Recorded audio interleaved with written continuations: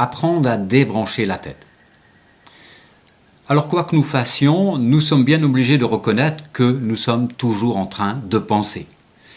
Nous sommes finalement très souvent perdus dans nos pensées, et si en plus nous avons quelques soucis d'ordre privé ou professionnel, ce qui arrive finalement souvent, alors ça se complique terriblement. Les anticipations toutes négatives de ce qui peut arriver nous prennent la tête, ce qui cause pas mal de stress, de peur, voire d'angoisse.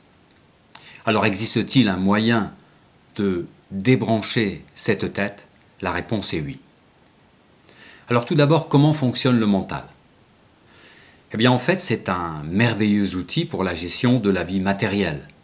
Mais à force de lui avoir accordé tellement d'attention depuis de nombreuses générations, eh bien il est devenu surpuissant et finit par nous tyranniser.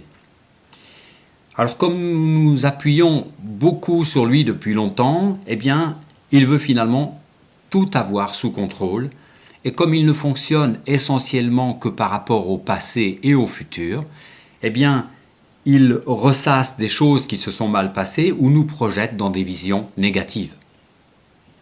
Alors qu'est-ce qu'on fait? Comment le débrancher? Eh bien toutes les grandes traditions attirent notre attention sur l'importance du moment présent. Parce que le mental ne fonctionnant essentiellement, comme je viens de le dire, que par rapport au passé et au futur, eh bien dans le moment présent, il est piégé et donc il s'arrête.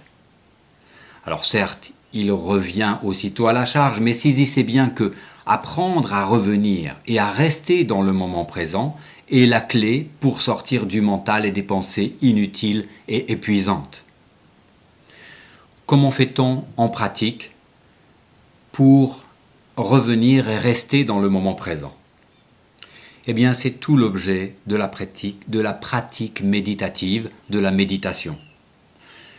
Ne vous effrayez pas à cette notion de méditation, car la méditation n'est pas réservée à une élite et vous pouvez très bien apprendre à revenir dans le moment présent sans passer des heures assis en tailleur sans rien faire. C'est à la fois plus simple et plus compliqué que vous ne le pensez. Comprenez bien que même assis à votre bureau, vous pouvez recontacter le moment présent. Tout simplement en accordant toute votre attention à ce qui se passe à l'intérieur de vous à cet instant. Restez en contact avec vos sensations, vos ressentis, toutes ces occasions de ressentir votre corps de l'intérieur, de rester à l'intérieur de vous, sont autant de clés qui vont vous permettre de basculer dans cet autre mode de fonctionnement. Vous allez me dire, oui, mais mes problèmes sont toujours là.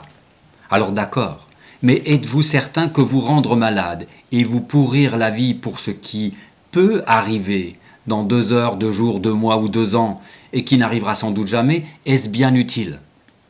Alors que quand vous êtes présent à 100% à vous-même, à votre entourage, à la vraie vie, eh bien votre tête se repose et sera d'autant plus apte à travailler lorsque vous en aurez vraiment besoin. D'autre part, restez dans la réalité, le présent, qui est la seule chose qui existe et sur laquelle vous pouvez vraiment agir, amène une paix et une qualité de vie incomparables. Alors restez là, simplement là. Bien entendu, c'est un apprentissage. Mais comprenez bien que, dans le moment présent, vous êtes dans un autre espace-temps, dans la pleine conscience délicieuse de l'être. Parce que, dans le moment présent, où que vous soyez, il n'y a pas de problème. Vous êtes bien, il n'y a plus de peur, plus de doute, plus d'attente, vous êtes sans masque, sans ego. C'est une source de bien-être, d'équilibre, de centrage, de sagesse, d'inspiration. Un vrai plus.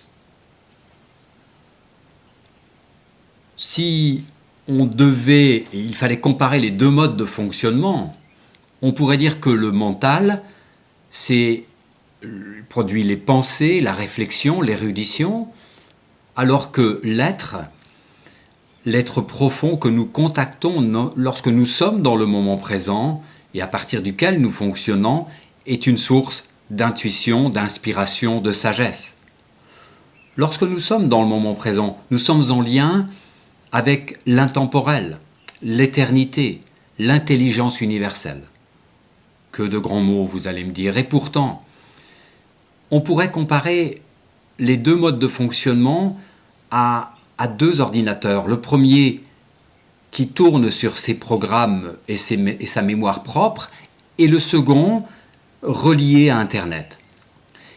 Il est bien évident que la banque de données à laquelle le second a accès ouvre des perspectives incomparables et il est clair que les réponses données par l'un et l'autre n'auront pas du tout la même portée.